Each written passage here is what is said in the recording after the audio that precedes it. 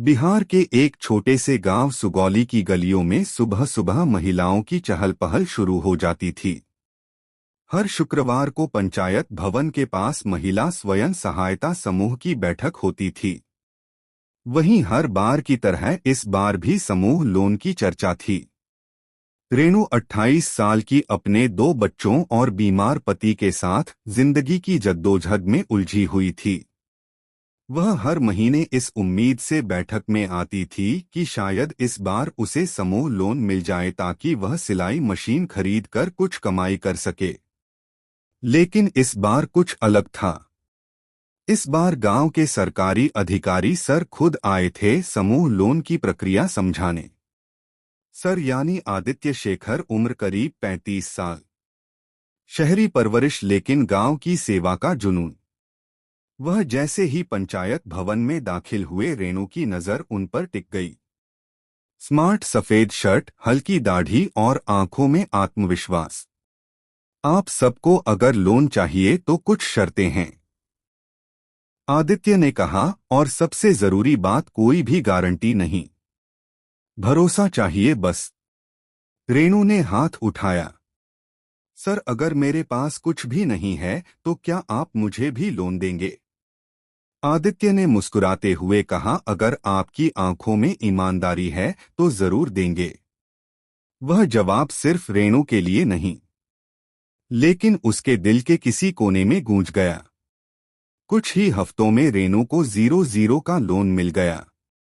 उसने फौरन एक सिलाई मशीन खरीदी और गांव की औरतों के कपड़े सिलने लगे।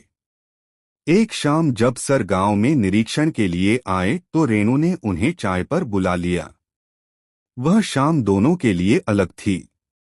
पहली बार दोनों ने एक दूसरे को इंसान की तरह देखा, ना कि एक अफसर और लाभार्थी की तरह। चाय के बाद जब आदित्य चलने लगे, रेणु ने पूछा, सर क्या आप शहर से बहुत दूर चले आए हैं सिर्फ हमारी मदद के लिए? आदित्य ने उसकी आंखों में देखा और कहा, कभी कभी मदद करने से ज्यादा सुकून किसी की आंखों में उम्मीद देखकर मिलता है।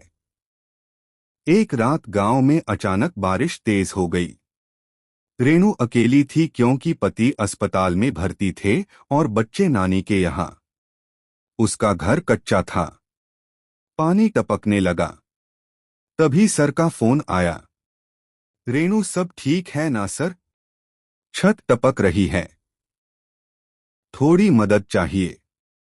कुछ ही देर में आदित्य उसके घर पहुंच गए। भीगते हुए उन्होंने अंदर आकर छत पर प्लास्टिक डलवाया। रात के अंधेरे और बारिश की आवाज के बीच वह दोनों वहीं बैठे रहे। रेणु कांप रही थी, शायद ठंड से, शायद उस एहसास से कि कोई है जो उसकी परवाह करता है। आप बहुत अच्छे हैं सर, उसने धीमे से कहा, आप बहुत हिम्मती हैं। रेणु, आदित्य ने जवाब दिया। वो रात लंबी थी और दोनों के लिए खास। धीरे धीरे रेणु और आदित्य के बीच एक अनहा रिश्ता बनने लगा। आदित्य अक्सर रेणु से मिलते, कभी उसके बच्चों के लिए किताबें लाते, कभी उसका काम देखकर उसकी तारीफ करते। एक दिन रेणु ने पूछा, आप वापस शहर क्यों नहीं जाते? आदित्य ने हंसते हुए कहा, कभी कभी दिल गांव में अटक जाता है और शायद किसी के चेहरे में सुकून मिल जाता है। रेणु की आंखें नम हो गई। वह समझ गई थी कि यह सिर्फ समूह लोन नहीं था, यह उसके जीवन में एक नया सपना था। आदित्य का ट्रांसफर ऑर्डर आ गया था। वह वापस शहर जा रहे थे। जाने से एक रात पहले वह रेणु के घर आए। पूरा घर शांत था। मैं जा रहा हूं रेणु, उसने कहा। मैं जानती हूं, उसने आंखें झुकाकर जवाब दिया। कुछ पल खामोशी रही। फिर रेणु ने कहा, आपने जो दिया है मुझे वो लोन नहीं है, कर्ज है। दिल का आदित्य पास आया। उसकी हथेलियां अपने हाथों में लेकर बोला, अगर तुम्हारी इजाजत हो